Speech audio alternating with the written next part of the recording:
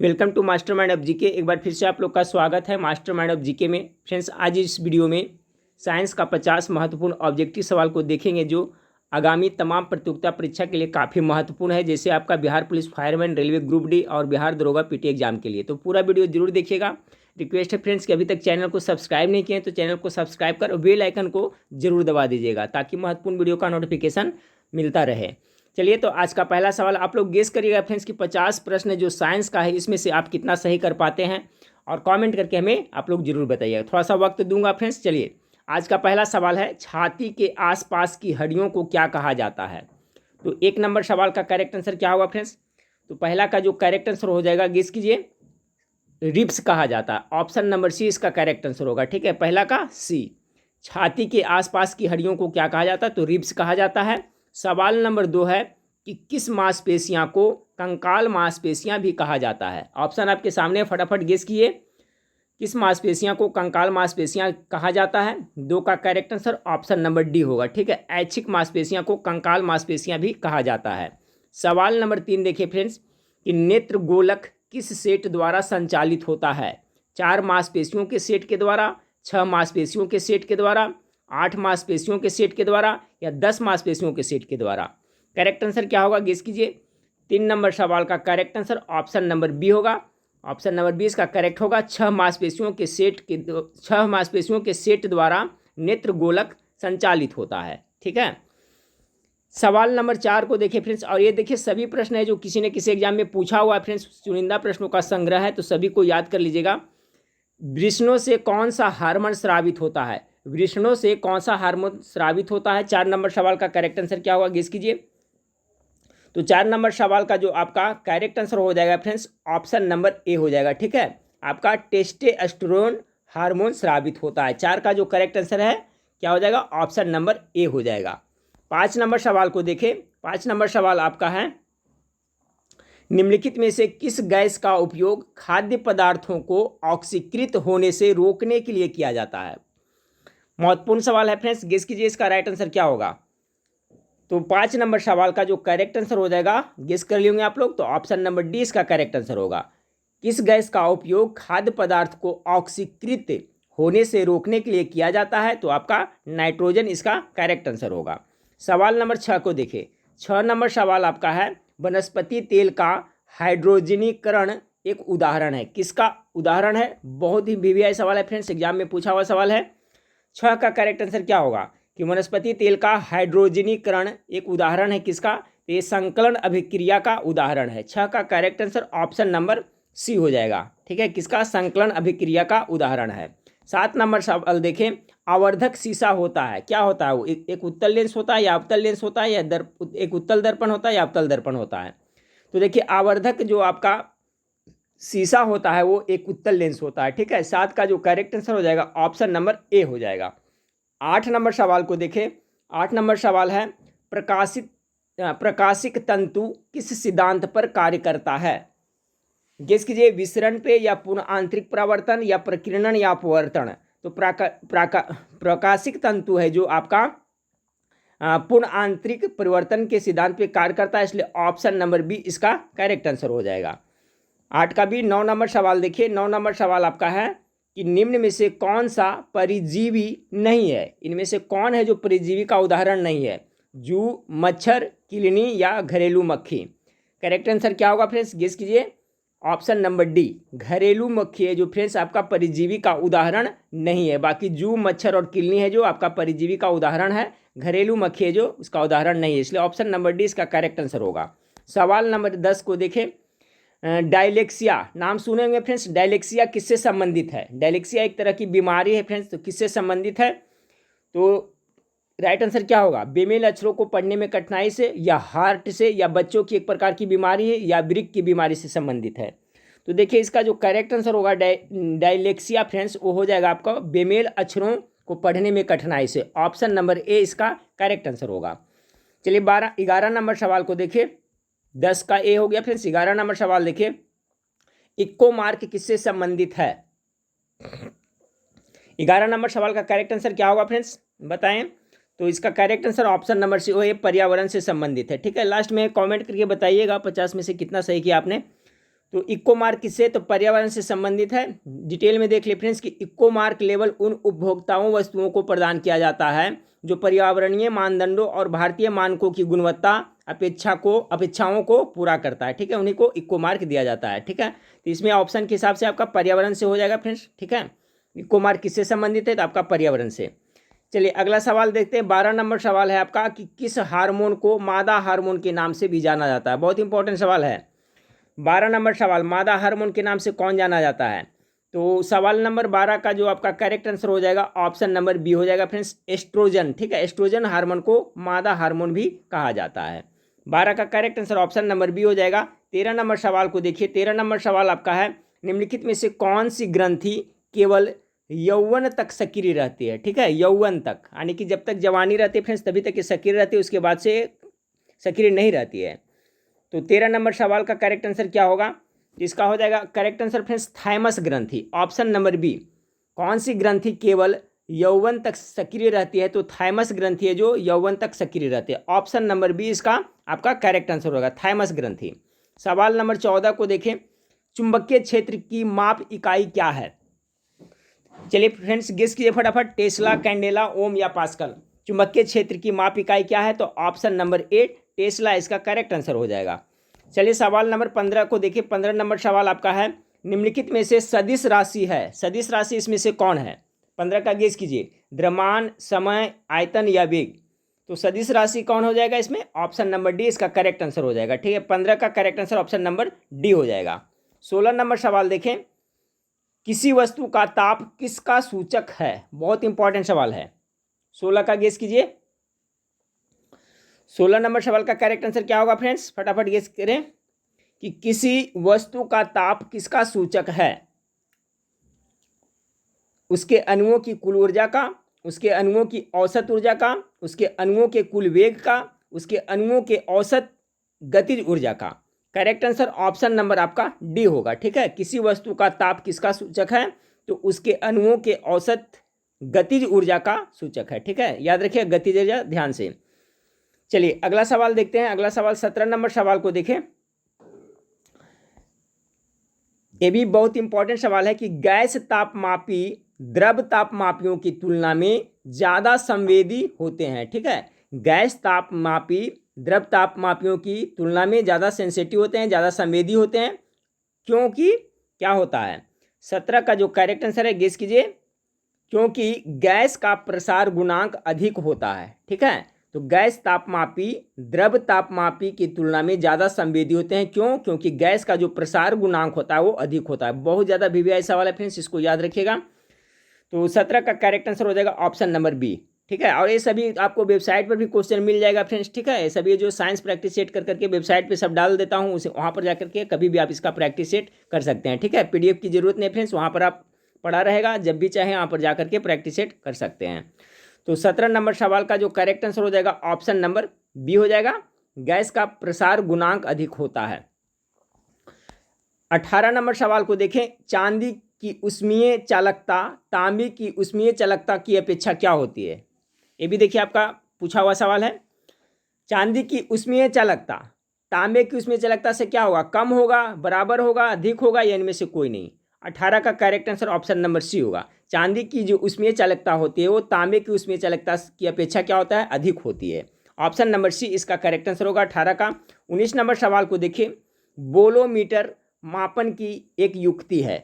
Bolometer मापन की युक्ति है किसका। ऑप्शन ए में दाब, पौधे बी में पौधे में वृद्धि के, सी में ऊष्मीय विकिरण के, या डी में वायु की गति के।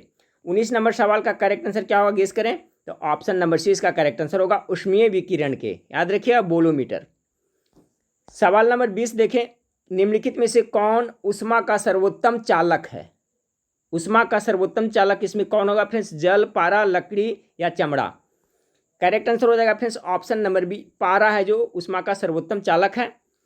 सवाल नंबर 21 को देखें कि बर्फ को बुरादे में पैक क्यों किया जाता है। ठीक है, इस टाइप का देखिए क्वेश्चन आपको अक्सर देखने को मिलता है, एग्जाम में आता है।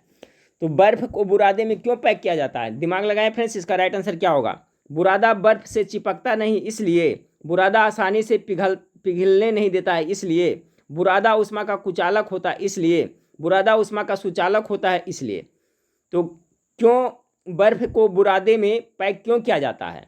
21 नंबर सवाल का correct answer option number c होगा। ठीक है, याद रखिएगा, क्योंकि बुरादा है जो क्या होता है, उष्मा का कुचालक होता है, जिससे क्या उष्मा अंदर प्रवेश नहीं करता फ्रेंड्स, तो क्या है, बर्फ जल्दी गलता नहीं है। तो 21 का correct answer option number c हो जाएगा।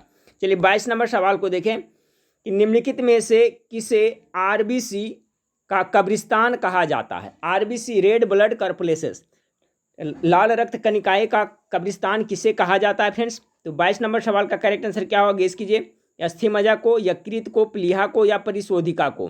करेक्ट आंसर होगा आपका 22 नंबर का ऑप्शन नंबर सी, प्लीहा को कहा जाता है। ठीक है, आरबीसी का कब्रिस्तान किसे कहा जाता है? तो प्लीहा को कहा जाता है।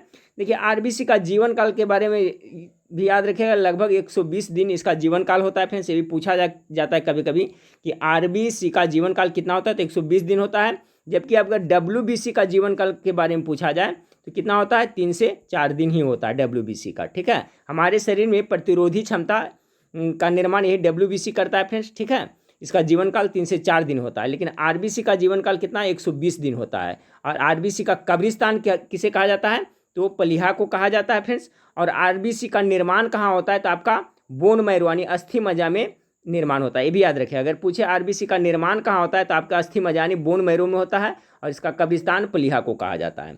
चलिए सवाल नंबर 23 को देखें, रक्त समूह का खोज किसने किया था? इसमें देखिए अक्सर जल्दी जल्दी में कंफ्यूज हो जाते हैं विद्यार्थी, रक्त समूह कह रहा है। ठीक है, और एक रक्त परिसंचरण होता है, तो याद रखिएगा फ्रेंड्स। तो इसका करेक्ट आंसर पहले बताएं क्या होगा, गेस करें। रक्त समूह का खोज किसने किया था? तो लैंड अस्टीनर ने है जो आपका रक्त समूह का खोज किया था। ये विलियम हार्वे है जो फ्रेंड्स रक्त परिसंचरण का खोज किया था, याद रखिएगा। ठीक है, जेनेटिक कोड का खोज हरगोविंद खुराना ने किया था। और आपका पेंसिलिन का खोज किसने किया था? तो एलेक्जेंडर फ्लेमिंग ने किया था। तो सभी याद रखिएगा, सभी इंपॉर्टेंट है जो भी ऑप्शन में है फ्रेंड्स। विलियम हार्वे क्या किया था? तो रक्त परिसंचरण का खोज, हरगोविंद खुराना जेनेटिक कोड का, फिर यहाँ पर एलेक्जेंडर होगा, एलेक्जेंडर फ्लेमिंग है जो आपका पेंसिलिन का खोज किया था। और इसका जो करेक्ट आंसर यही होगा फ्रेंड्स, लैंड अस्टीनर जो आपका रक्त समूह का खोज किया था। तो इसमें कन्फ्यूज नहीं होना है, रक्त परिसंचरण कहेगा, परिसंचरण तो विलियम हार्वे होगा, लेकिन समूह ब्लड ग्रुप का खोज किसने किया था? तो लैंड अस्टीनर हो जाएगा। चलिए अगला सवाल को देखते हैं, 24 नंबर सवाल, आधुनिक आवर्त सारणी में किन 2 आवर्त में प्रत्येक में 8 तत्व होते हैं? 24 नंबर सवाल का गेस करिए, करेक्ट आंसर क्या होगा।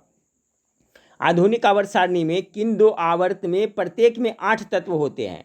24 का जो करेक्ट आंसर होगा ऑप्शन नंबर डी, 2 और 3 में। ठीक है, आधुनिक आवर्त सारणी में किन 2 आवर्तों में प्रत्येक में 8 तत्व होते हैं? तो 2 और 3 में। ठीक है, ऑप्शन नंबर डी इसका करेक्ट आंसर होगा। 25 नंबर सवाल देखें, आधुनिक आवर्त सारणी में कितने समूह है? इंपॉर्टेंट क्वेश्चन है फ्रेंड्स।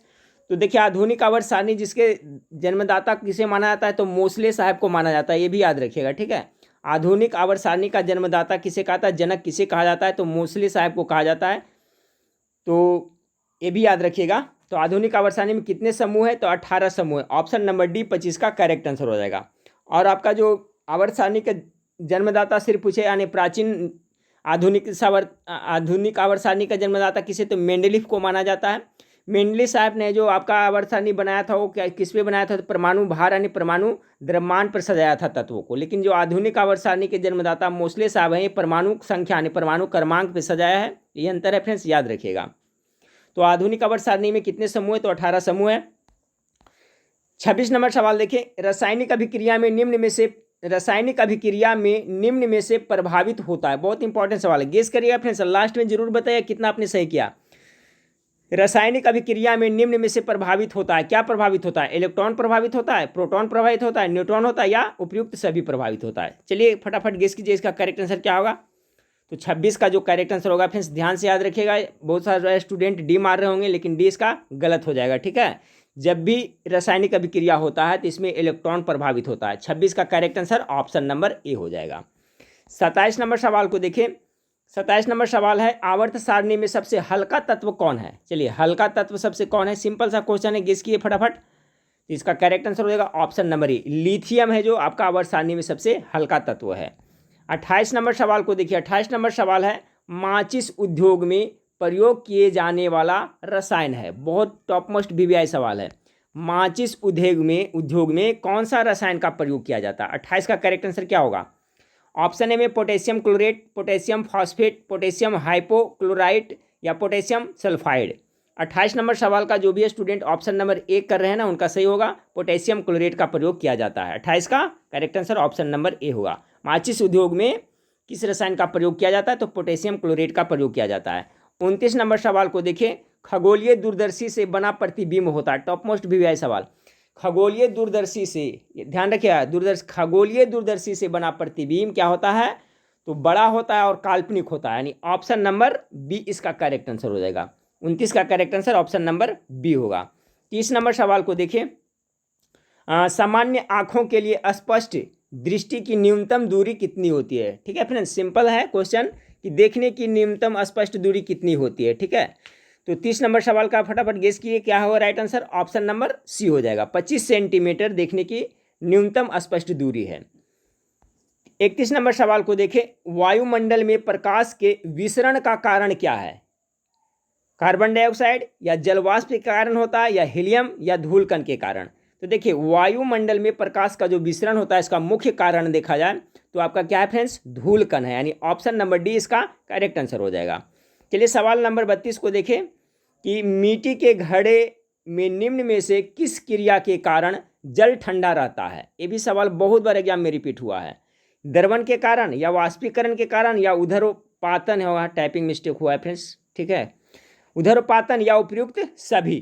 तो मिट्टी के घड़ों में निम्न में से किस क्रिया के कारण जल ठंडा रहता है, इसका जो करेक्ट आंसर हो जाएगा फ्रेंड्स आपका ऑप्शन नंबर बी होगा, सभी नहीं होगा, ऑप्शन नंबर बी, वाष्पीकरण के कारण है जो जल ठंडा रहता है। ऑप्शन नंबर बी इसका करेक्ट आंसर होगा। सवाल नंबर 33 देखिए, 33 नंबर सवाल है, जीवाणुओं की रोम जैसी संरचना को क्या कहा जाता है। बहुत अच्छा सवाल, गेस करें फ्रेंड्स, जीवाणुओं की जो रोम जैसी संरचना होता है उसे क्या कहा जाता है, तो उसे आपका फ्लैजिला कहा जाता है। ऑप्शन नंबर ए इसका करेक्ट आंसर हो जाएगा। 33 का जो करेक्ट आंसर हो जाएगा ऑप्शन नंबर आपका ए हो जाएगा। 34 नंबर सवाल को देखें कि निम्न में से असंगत को ज्ञात कीजिए। इस टाइप से भी एक प्रश्न आपको पूछा जाता है, कोई भी एग्जाम हो, असंगत से। तो छाटे फ्रेंड्स, ए में है मधुमेह, बी में है स्कर्वी, सी में रिकेट्स, डी में है आपका बेरी। तो असंगत इसमें कौन है, सभी तो बीमारी का नाम है। तो देखिए फ्रेंड्स, ये 3 है जो आपका क्या है, विटामिन की कमी से होने वाली बीमारी है, जबकि मधुमेह जो आपका क्या, हार्मोन इंसुलिन के कमी से ये रोग होता है। ठीक है, तो इसलिए आपका इसमें असंगत हो जाएगा, ऑप्शन नंबर ए इसका करेक्ट आंसर हो जाएगा।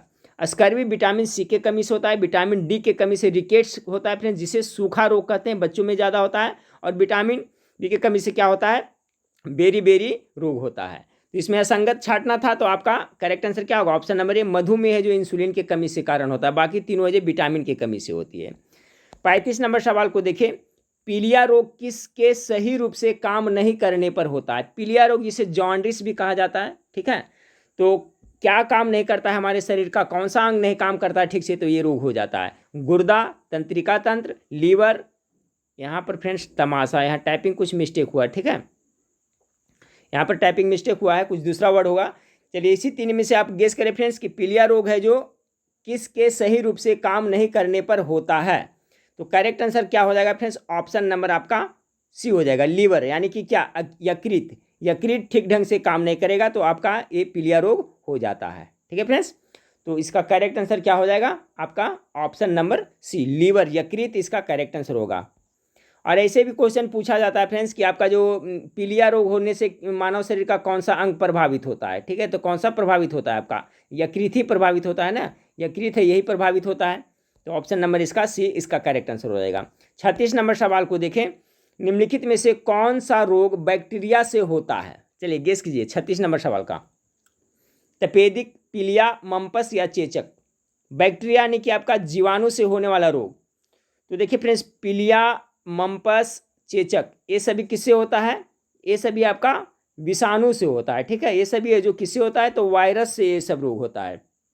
ये सब रोग किससे होता है, ये सब है तो आपका वायरस से होता है, जबकि तपेदिक रोग है जो आपका किससे होता है, तो बैक्टीरिया से होता है। ठीक है, याद रखिएगा, तो पीलिया, मम्पस, चेचक ये सभी है जो आपका विषाणु से यानी वायरस से होता है, जबकि तपेदिक रोग है जो जीवाणु अर्थात बैक्टीरिया से होता है। ऑप्शन नंबर ए इसका करेक्ट आंसर होगा। 37 नंबर सवाल देखें, डेमोग्राफी विज्ञान की शाखा किससे संबंधित है। चलिए बताएं। डेमोग्राफी पारिस्थितिकी तंत्र से, मृदा के अध्ययन से, फूलों के अध्ययन से या जनसंख्या एवं मानव जाति के अध्ययन से? तो डेमोग्राफी हो जाएगा फ्रेंड्स आपका ऑप्शन नंबर डी, जनसंख्या एवं मानव जाति के अध्ययन से। एक मेमोग्राफी होता है फ्रेंड्स, ये भी याद रखिएगा, ठीक है। तो मेमोग्राफी के अंतर्गत आप स्त्रियों के स्तन कैंसर के बारे में अध्ययन किया जाता है, याद रखिए मेमोग्राफी। लेकिन डेमोग्राफी रहेगा तो जनसंख्या एवं मानव जाति के अध्ययन से संबंधित है। ऑप्शन नंबर डी इसका करेक्ट आंसर हो जाएगा। 38 नंबर सवाल को देखें, सूक्ष्म जीव विज्ञान के जनक किसे कहा जाता है? ठीक है, माइक्रोबायोलॉजी के जन्मदाता किसे कहा जाता है फ्रेंड्स? सूक्ष्म जीव विज्ञान के जनक किसे कहा जाता है?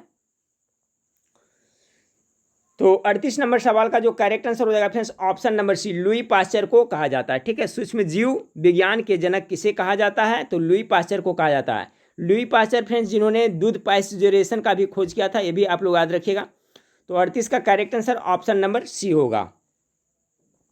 चलिए 39 नंबर सवाल को देखिए। 39 नंबर सवाल आपका है, जीव जातियों के नामकरण एवं वर्गीकरण का अध्ययन किसके अंतर्गत किया जाता है? ये भी बहुत ज़्यादा इंपॉर्टेंट है, बहुत एग्जाम में रिपीट होता है क्वेश्चन कि जीव जातियों के नामकरण एवं वर्गीकरण का अध्ययन किसके अंतर्गत किया जाता है? तो गेस करें 39 का करेक्ट आंसर क्या होगा?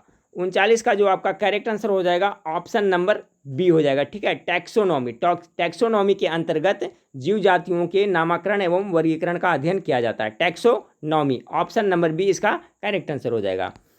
40 नंबर सवाल देखिए, कास्टिंग सोडा का रासायनिक नाम क्या है? फटाफट बताएं।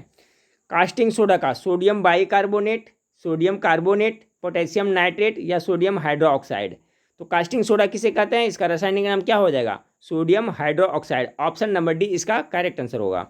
41 नंबर सवाल को देखें कि निम्नलिखित में से कौन सा उत्तक घाव भरने में सहायक होता है? ये भी बहुत इंपॉर्टेंट है।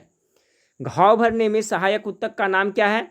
41 नंबर सवाल का करेक्ट आंसर क्या होगा? फटाफट जवाब दें, गेस करें फ्रेंड्स। 41 का जो करेक्ट आंसर हो जाएगा आपका ऑप्शन नंबर ए हो जाएगा, एपिथेलियम उत्तक। ठीक है, 41 का जो करेक्ट आंसर हो जाएगा एपिथेलियम उत्तक। 42 नंबर सवाल को देखें, निम्न में से कौन सी बीमारी वायरस के कारण नहीं होती है? चलिए, वायरस के कारण कौन सा बीमारी नहीं होती है? चेचक, एड्स, प्लेग या रेबीज? तो देखिए फ्रेंड्स, आपका चेचक तो होता है ना, आप लोग गेस कीजिए इसका राइट आंसर क्या है? तो इसका जो राइट आंसर हो जाएगा फ्रेंड्स आपका ऑप्शन नंबर सी हो जाएगा, प्लेग हो जाएगा। क्योंकि चेचक वायरस से होता है, एड्स भी वायरस से होता है, प्लेग है जो आपका वायरस से नहीं होता है फ्रेंड्स, ये होता है बैक्टीरिया से होता है, और रेबीज भी वायरस से होता है। ठीक है, तो प्लेग रोग किससे होता है? आपका बैक्टीरिया से होता है।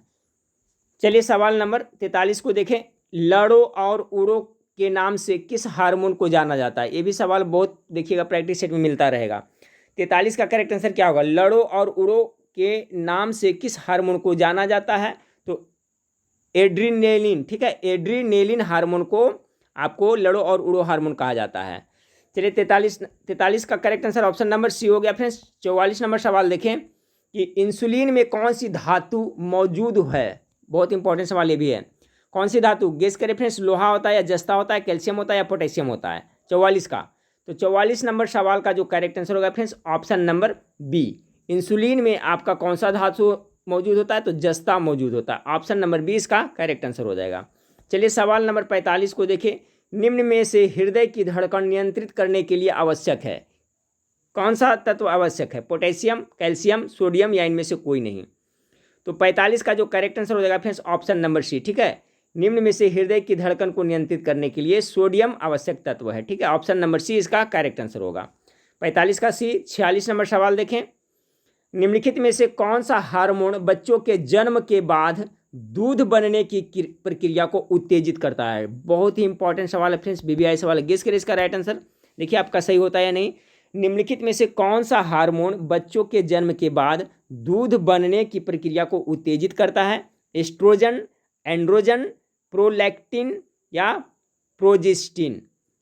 तो क्या हुआ करेक्ट आंसर इसका फ्रेंड्स? तो करेक्ट आंसर हो जाएगा option number c, prolactin hormone. ठीक है, कौन सा हार्मोन बच्चे के जन्म के बाद दूध बनने की प्रक्रिया को उत्तेजित करता है? तो प्रोलैक्टिन हार्मोन। चलिए अगला सवाल 47 नंबर सवाल को देखें, द्विधारी पद्धति अथवा बाइनरी पद्धति में किसका प्रयोग किया जाता है? कंप्यूटर से प्रश्न है फ्रेंड्स। तो 47 का करेक्ट आंसर क्या होगा? गेस कीजिए। द्विधारी पद्धति अथवा बाइनरी पद्धति में किसका प्रयोग किया जाता है? तो इसमें जीरो तथा 1 का प्रयोग किया जाता है। ठीक है, यानी ऑप्शन नंबर बी 47 का करेक्ट आंसर हो जाएगा। 48 नंबर सवाल को देखें कि निम्नलिखित में से कौन सा ऊर्जा कन्वर्टर नहीं है, ऊर्जा कन्वर्टर में से कौन नहीं है। 48 का करेक्ट आंसर क्या होगा? तो देखिए सोलर पैनल है, स्टीम इंजन भी है, सादा गिलास और बिजली। इसका correct answer option number c हो जाएगा।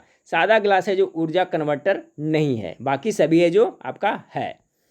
49 नंबर सवाल को देखें, निम्नलिखित में से कौन उपकरण ध्वनि तरंगों को विद्युत संकेतों में परिवर्तित करता है?